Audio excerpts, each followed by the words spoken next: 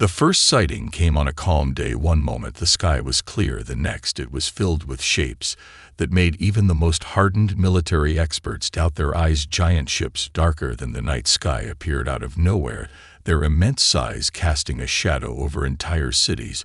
With engines that hummed with a power no human had ever imagined, the people of Earth watched in silence as the alien fleet descended from the heavens. Without warning, the radio waves burst with static as a voice boomed across the globe, speaking in a tongue no one understood at first. But as if by magic, the words translated themselves in every home, every phone, and every screen on Earth. Echoed the same chilling message: your world has been selected to pay tribute. The voice paused, as if savoring the weight of those words. Failure to comply will result in complete annihilation. Panic spread faster than wildfire. Governments scrambled for answers. Military leaders stared at screens showing incomprehensible data. The message was clear: the ships in the sky were no ordinary visitors. Their sleek alien designs pulsed with an energy that seemed to bend the very air around them. Entire nations tried to communicate, but their messages went unanswered. No terms of negotiation were given, no demands explained, only that the tribute must be delivered or else Earth would face a force beyond comprehension. As the ships hovered over major cities, military jets were scrambled to intercept, but they were mere specks against the might of the invaders. The world watched in horror as fighter jets were torn apart in seconds with a force that seemed almost playful to the aliens, who seemed to be toying with their prey. All communications from Earth were intercepted and erased as soon as they left the planet. Their power was absolute, and humanity had no means to fight back. The world leaders convened in panic. A desperate summit was called to discuss Earth's response. But as the leaders argued among themselves, one thing became clear: the few who advocated for surrender were immediately drowned out by those who refused to accept defeat. There were voices that spoke of bowing to the aliens in hopes of saving their people, and there were others who believed they could find a way to strike back. But for now, Earth's fate seemed uncertain. And then there were the whispers, those who believed that human ingenuity and willpower could still prevail. They spoke of rebellion, of refusing to bend under the weight of foreign tyranny. The message spread like a hidden fire. The leaders who refused to submit began making secret contacts, working in the shadows to build a resistance movement. They knew it would be impossible to win against such an advanced force. But they also knew one thing: the human race had fought and survived against far worse. And now it was time to stand up for their right to live freely, to protect the future of Earth from those who would see it fall under foreign rule. So began the story of humanity's defiance, not in open battle, not in loud declarations, but in silence and secrecy, in the hearts of those who still believed that they were not weak and that they could fight back, no matter the odds. The galaxy had underestimated Earth's people, and they would soon learn that this was a fight humanity would not lose. Hidden in basements and forgotten corners of the world, groups of people gathered secretly, plotting and planning their next moves. While the world above them seemed paralyzed with fear, they knew the time to act had arrived. Whispers of rebellion rippled through the undercurrents of society, and from every corner of the globe, small pockets of defiance began to take shape. These groups were far from organized, far from an army, but their spirit was unbreakable, and their will to resist grew stronger each day. It started with small acts. At first, a building bombed here, a supply route cut there, but they were enough to send a message to the invaders.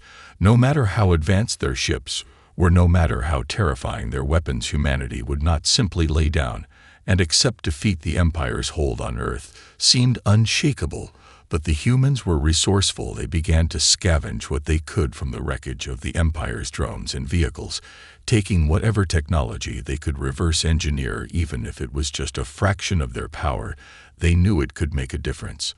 The resistance wasn't just military, it was a movement. It spread from underground bunkers to quiet suburban homes, from refugee camps to abandoned warehouses in cities across the globe. People began to feel that spark of hope again, that they could fight back, that there was still a chance. The first real blow came when a group of hackers managed to infiltrate the Empire's communication network. They broadcasted a defiant message in every language known to humankind. "We will not surrender." It wasn't much, but it was enough to send shockwaves through the Empire's command and a wave of adrenaline through humanity's veins. As Earth's resistance began to grow bolder, the Empire responded with brute force. They destroyed cities with overwhelming strikes to remind the planet of their power. They laid waste to entire populations in a demonstration of their dominance. But with each strike, they only fueled the fire of resistance. More and more humans from all walks of life joined the fight. Some took up arms, others used their skills to sabotage supply lines and weaken the Empire's grip. They worked in the shadows and in plain sight with an intensity that took even the Empire's most seasoned commanders by surprise. Amid the chaos, a strange partnership began to form. Humans were not the only ones oppressed by the Empire. Whispers reached the ears of the resistance about other alien species who had suffered under their iron fist for centuries. Some were hesitant to trust humans, others saw an opportunity to fight back against their mutual enemy, and so the first meetings were arranged in secret under the cover of night. In hidden locations across the world, small groups of alien refugees began to join Earth's resistance, bringing with them knowledge of advanced technology. Their ships and weapons were different, but they worked together with humans in a bond formed from shared struggle. The alien species brought with them more than just technology. It brought hope. They shared stories of their own worlds, lost to the Empire's ruthless expansion, and their will to stand against it. They taught humans how to fight with unfamiliar weapons and how to adapt to the tactics the Empire used against them. Their arrival shifted the balance just enough for Earth's forces to gain momentum. As Earth's resistance united with these unexpected allies, new plans were formed, and bigger strikes were organized. They now had more than just a will to survive. They had the knowledge to turn the tide, and they were ready to make their stand. The spark of resistance was no longer a whisper, it was a roar, and Earth was no longer alone in its fight for freedom. It was late one evening when the first sign of an unexpected ally arrived. A small ship no larger than a civilian transport entered Earth's orbit. Without warning, its strange design was unlike anything humanity had seen before. But it wasn't the ship that drew attention. It was the message broadcasted from it. A voice in an unfamiliar language flooded Earth's airwaves. Then suddenly it cut to a clear English translation. "We have been watching your struggle." The voice was calm, but filled with conviction. "You are not alone." The message was broadcast to every corner of Earth's communications networks, sending a ripple of confusion and wonder through the globe. Humanity's leaders scrambled to interpret the message, but no one could make sense of it at first. Who could be watching them? Who could be reaching out when the Empire had already shown its might against Earth's defenses? A small group of rebel commanders recognized the insignia that briefly flashed on the transmission, a symbol they had only heard rumors about, a symbol of the Tyloxi, a race of ancient beings long subjugated by the Empire, but only spoken of in hushed tones by resistance fighters. The humans who had fought on the front lines of the resistance knew of the Tyloxi and their struggles from stories shared by alien refugees. They had been the first to fall to the Empire's might, their world stripped of resources, their people enslaved. But the Tyloxi had never stopped fighting. They had formed small cells of resistance in the shadows, and now they had found Earth. The ship descended gently through Earth's atmosphere, landing in an unpopulated desert area, far from prying eyes. The resistance was ready to make contact, but they did so with caution. Fear was still high, and no one was certain what kind of alliance they were walking into. The ship's hatch opened slowly, and out stepped a figure taller than any human, their body shimmering with scales that shifted like liquid metal. Their eyes glowed with a soft, pale blue light. The Tyloxi had arrived. At first, the meeting was tense, distrust lingering in the air. But as soon as the Tyloxi leader spoke, it became clear that the humans were not alone in this fight. "We have lost everything to the Empire," the leader said, their voice filled with sorrow, but their eyes burned with determination. "But you have something we do not have. Your spirit, your fire to stand against the impossible, and we believe that together we can end the Empire's reign." The Tyloxi shared their knowledge of the Empire's inner workings, their advanced technology and tactics for war. They revealed a hidden fleet of ships that had escaped destruction and were now ready to fight by Earth's side. These ships were smaller than the Empire's dreadnoughts, but they were fast and deadly. Their weapons, designed to counteract the Empire's heavy firepower with precision strikes, and stealth tactics, they gave Earth's resistance the upper hand for the first time since the invasion began.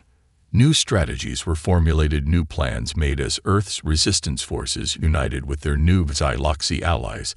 The alien technology allowed humanity to push back with weapons and tactics previously unimaginable together.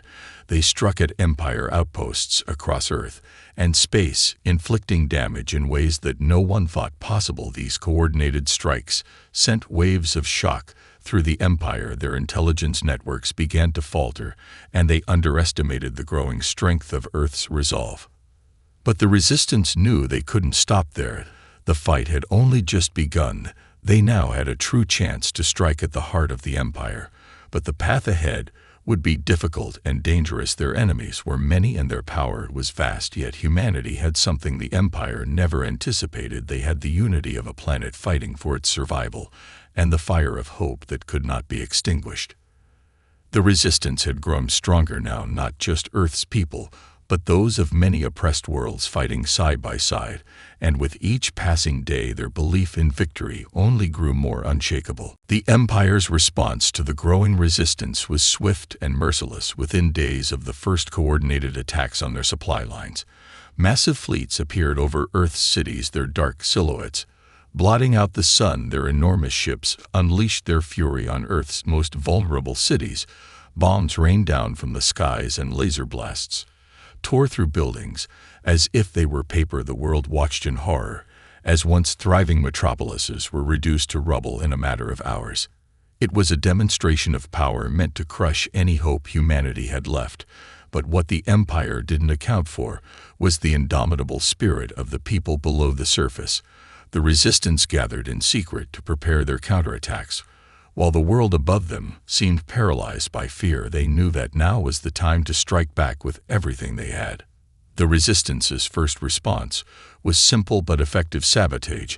They infiltrated key infrastructure points across the planet. Electrical grids, water systems, and communication networks were attacked with precision strikes that crippled the Empire's ability to control Earth's population. Small teams of Resistance fighters moved quickly under the cover of darkness, planting explosives and disabling vital resources as chaos spread across the Empire's occupation forces. In space, the alliance of humans and Xyloxy carried out lightning raids against Empire supply ships and communication relays. Their combined fleet moved in stealth and precision, striking in the dead of night and vanishing before the Empire's retaliation could begin. These tactics left the Empire scrambling to secure its holdings, its once perfect order now in disarray, as intelligence reports became increasingly unreliable. But as the Resistance fought back in these small skirmishes, the Empire had begun to escalate the stakes. They sent their elite forces, the Death Seekers, to hunt down the leaders of the Resistance and destroy everything they had built. These alien warriors were terrifying. Their bodies were augmented with advanced technology, and their weapons could shred through armor. With ease they tracked down every whisper of human activity.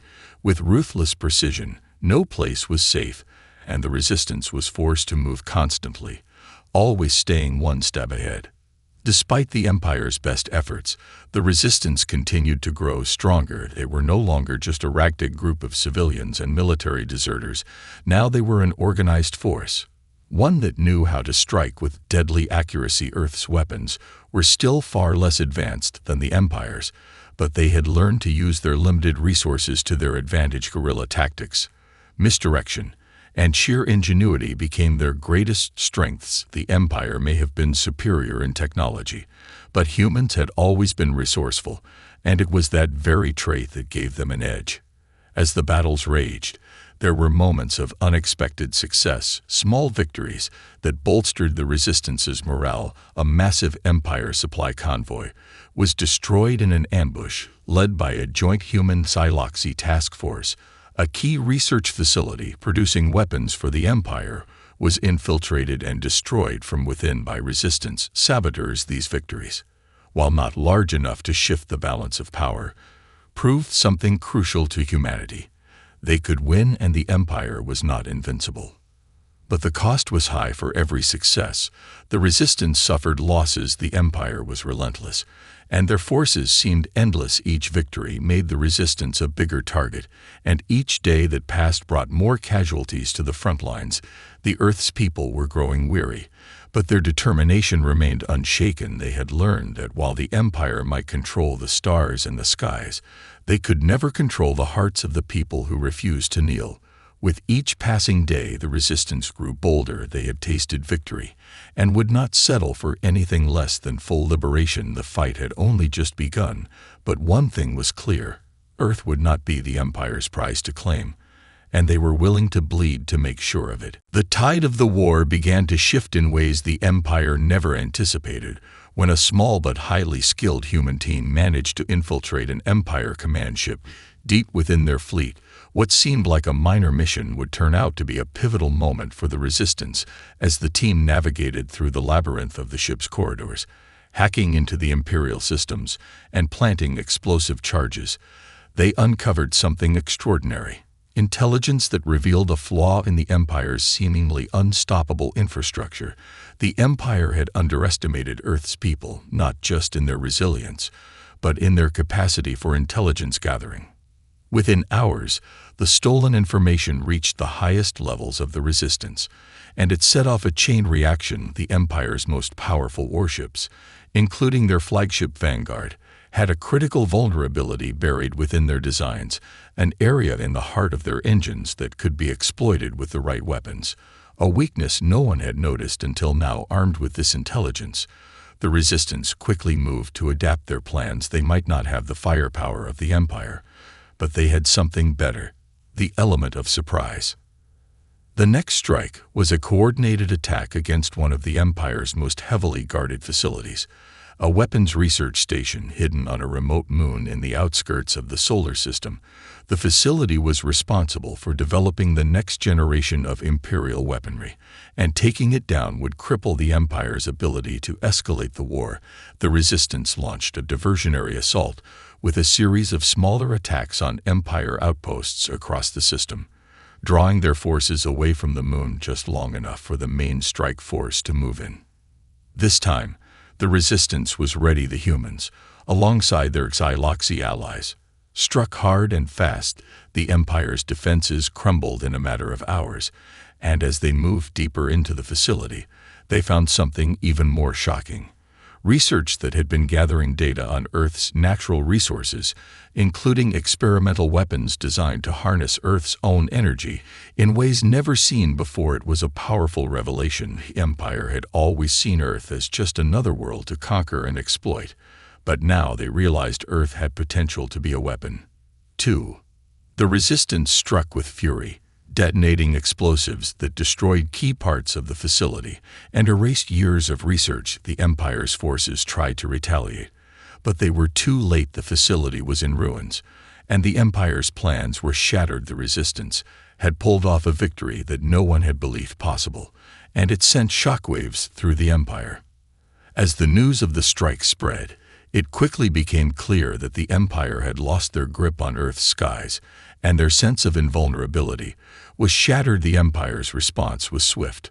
Of course, they sent their greatest warriors and most powerful ships to Earth to reclaim what they had lost. But the resistance was ready. They knew this would be the Empire's final push, and they were determined to make it their last. The Empire began to gather all their remaining forces in a final attempt to crush the resistance, but the human spirit burned bright and unwavering. Their fighters, once outmatched and overwhelmed, now fought with a purpose that sent fear into the hearts of their enemies. The human Xyloxy Alliance had forged a new weapon, not one made of metal and fire, but one born from hope and unity. The Empire had underestimated humanity from the start, and now they were about to learn the true cost of their arrogance. Earth's resistance had proven their strength, their resolve, and their ability to surprise at every turn. The battle for the future of Earth was far from over, but for the first time since the invasion began, the resistance knew victory was within reach. Just when the resistance seemed poised to strike its final blow against the Empire, a devastating blow came from within. One of the highest-ranking leaders of the Earth Defense Council, General Lyra Kincaid, was revealed to be a traitor. She had been feeding the Empire crucial intelligence for months, betraying the very people who trusted her with their lives.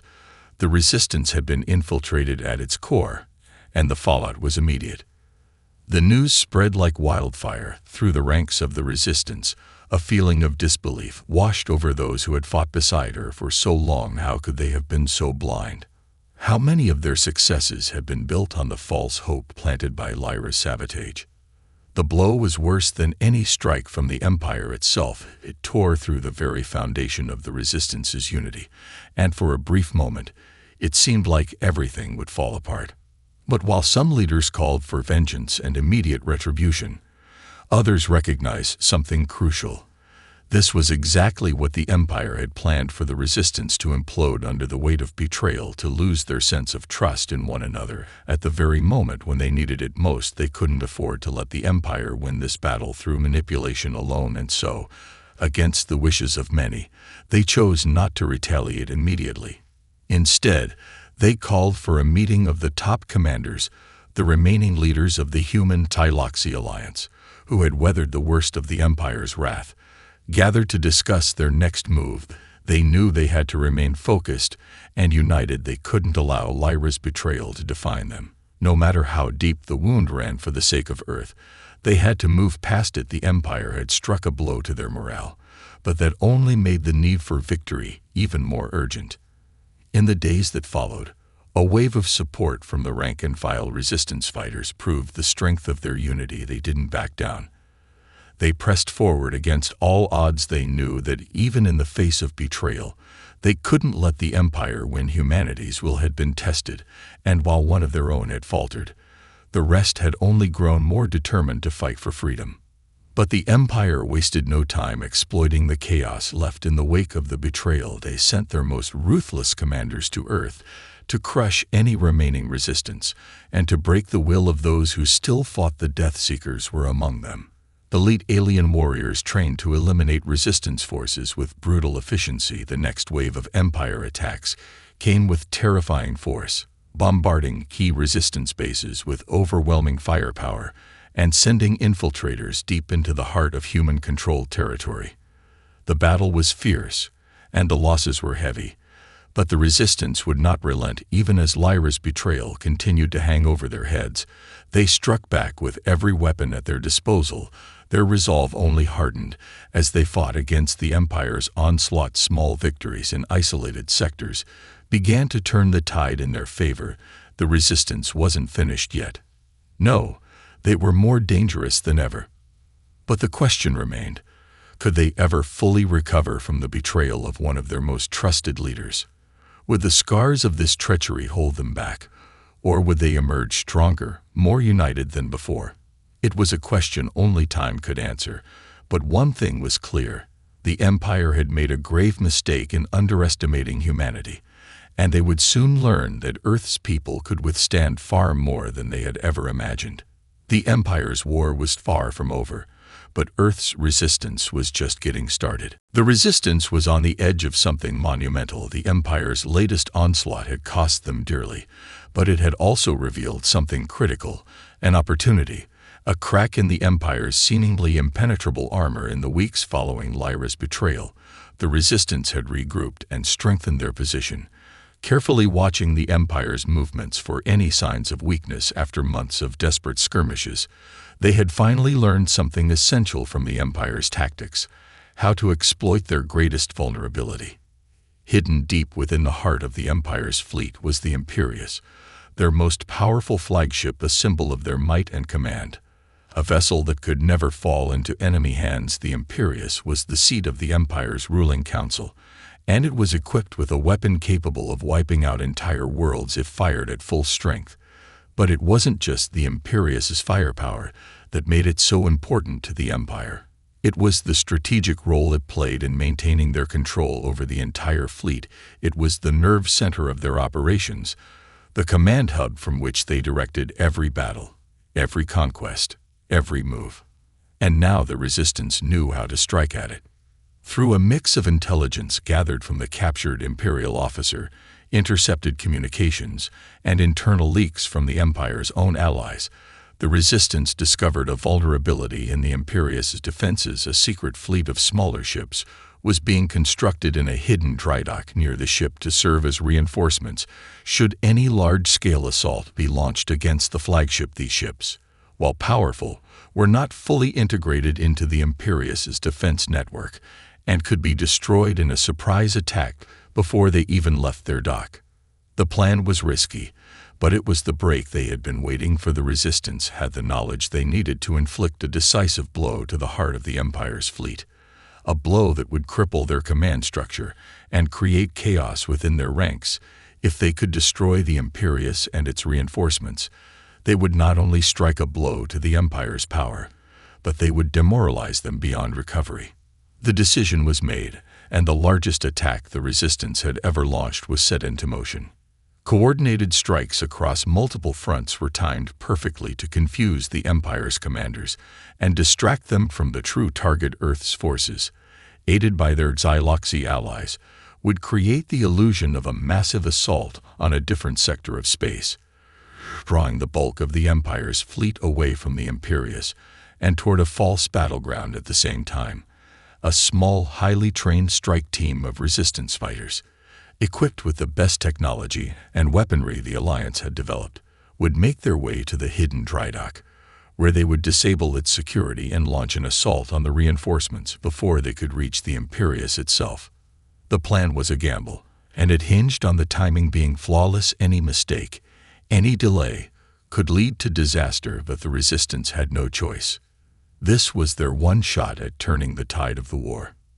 As the clock ticked down, tensions ran high. The Resistance fighters prepared for their most dangerous mission yet, one that would take them deep into the heart of the Empire's stronghold, where every corner could hide a trap and every move could be their last. There was no room for error, but there was no turning back either. The fate of Earth, and perhaps the entire galaxy, rested on their shoulders. The battle for the Imperius would begin soon, and the Resistance knew that this fight would determine the future of their world. The stakes had never been higher, and they were ready to pay whatever price necessary to secure their freedom once and for all. The strike on the Imperius was everything the Resistance had hoped for and more, but it came at a cost as Earth's forces launched their deceptive campaign, luring the Empire's fleets into the trap. The Resistance knew they had mere hours to execute their mission and destroy the Empire's command center before reinforcements could return. The timing had to be perfect. The stakes were unimaginable, and yet, in that fleeting moment, the rebels felt a unity stronger than ever before. They were not just fighting for survival, but for freedom and for a future where Earth could stand on its own. The team of elite fighters, led by Captain Mia Jennings, infiltrated the hidden dry dock with precision and skill. Their path was obscured by the chaos they had orchestrated above, but the space station was still guarded by an army of elite Imperial soldiers and automated defense systems. Each step they took was an act of calculated risk as the group hacked into the docking bay's control systems and planted charges across critical infrastructure. Their hearts raced, knowing that once the detonations went off, the entire station would collapse into chaos. Back on Earth, the battle raged as Empire forces made a brutal last-ditch attempt to break through the Resistance's decoy lines.